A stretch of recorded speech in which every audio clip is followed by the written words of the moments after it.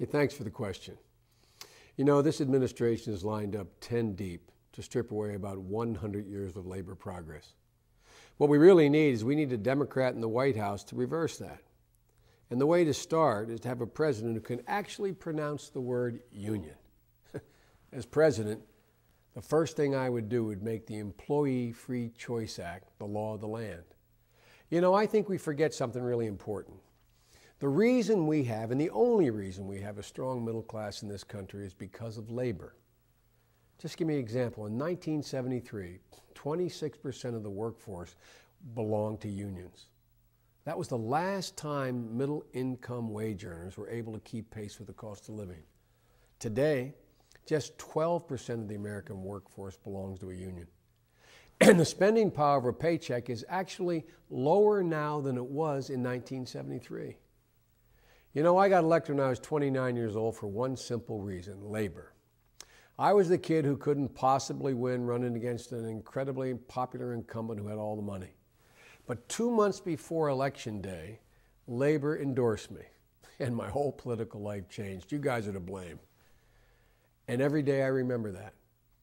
In the battles we've won in raising minimum wage, opposing new trade agreements without strong labor standards, opposing Social Security privatization, protecting Davis-Bacon, and in the fights that we will win, such as enacting the Employee Free Choice Act.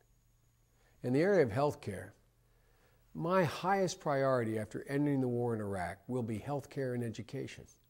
We're spending more than $100 billion a year in Iraq. And the tax cut for the top 1%, that's those people who make an average of $1.4 million a year, is costing the rest of us $85 billion a year. Imagine what we could do, or I could do as your president, with $185 billion a year in the area of health care and education. Give you a few examples. The first thing I'd do as president would convene all the stakeholders in health care: labor, business, the insurance industry, the healthcare industry, and say, folks, look, my goal is universal health care, and we're going to get it. I give you an opportunity to go out and come up with the best options you can provide for. Give me the best comprehensive plans for full coverage of every American. But I'm going to demand universal health care. I would take 4 steps immediately without waiting for anybody. First, I would cover every single solitary child in America. Second, I would focus on prevention, treatment, simplification, and modernization. If we do that, the experts point out we could save $100 billion a year just doing that. Third, I would lower health care costs for employers and provide catastrophic coverage. Why? Well, premiums have gone up 87% since the year 2000, 4 times the rate of wages. So what are employers doing? They're putting the pressure on you. They're cutting your benefits. They're not eating it. You're all on the front lines of this race to the bottom, and we have to stop it. We should help employers, or any employee association that provides health care for all employees, by covering catastrophic health care costs for active and retired employees and their families. The fourth thing I would do is stop the insurance company from discriminating against pre-existing condition, people with pre-existing conditions. You know, the government should be in the business in the area of jobs, of creating jobs, not exporting them. That's why I've opposed new trade agreements that fail to contain adequate labor and environmental standards. But let's be honest about it, folks. The best trade policy in the world is not going to help us unless we have the best trained, the best educated, the best equipped workers making the products that the rest of the world needs.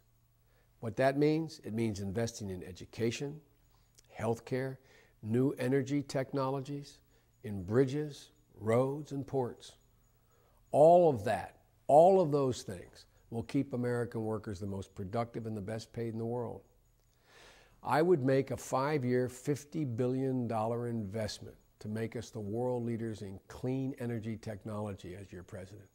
A greener, cleaner economy can not only be the source of hundreds of billions of dollars in new technologies, it can provide good, high-paying jobs with good futures. I'll invest in our crumbling infrastructure. We have to ensure that the Minneapolis bridge collapse isn't repeated. You know, the Federal Highway Administration estimates there are 594,000 bridges in this country. 150,000 are rated what they call structurally deficient or functionally obsolete.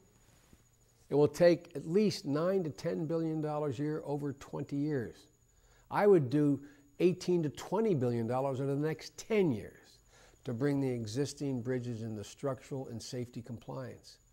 If we wonder where the good paying jobs are going to come from to build the middle class, look at the work that needs to be done. From engineering to construction, the core jobs that can build and sustain our middle class will be in demand if we invest in infrastructure. These jobs will pay an average between $50,000 and $80,000 a year. That's the way to build a middle class. Thank you.